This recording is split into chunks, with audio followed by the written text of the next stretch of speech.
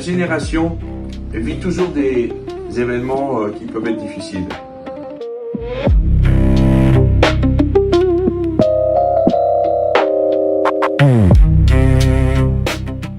Et la paracha que nous allons lire cette semaine, Bamidbar, le début du 4e livre de la Torah, qui d'ailleurs précède toujours la fête de Shavuot, nous dit la chose suivante.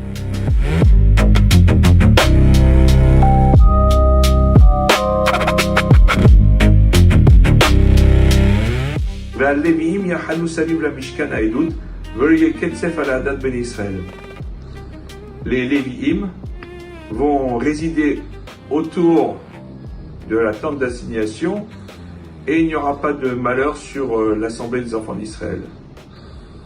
Et bien qu'il est dit que dans le désert, le Mishkan, le temple portatif, soit entouré des drapeaux des tribus dans le désert, et que c'est une mitzvah qui existe même à l'époque où le Beth Amikdash, le temple, sera construit. C'est de là qu'on a d'ailleurs induit la notion de règle, de mishmeret, qui existait à l'époque du temple de Jérusalem. Il est marqué les Lévi'im vont garder, observer.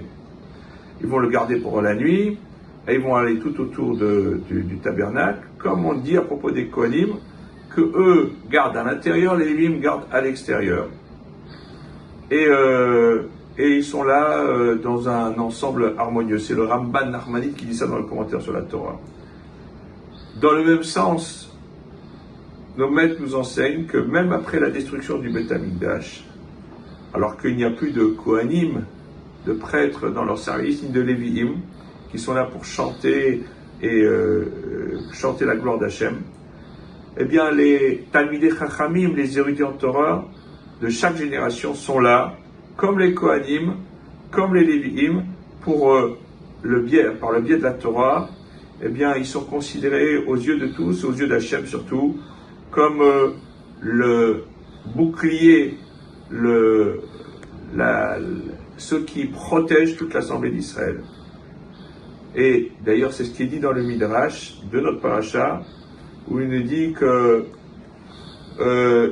à propos du verset de Nahum, Tov Hashem leme'oz b'yom tzara v'yodea chosebo.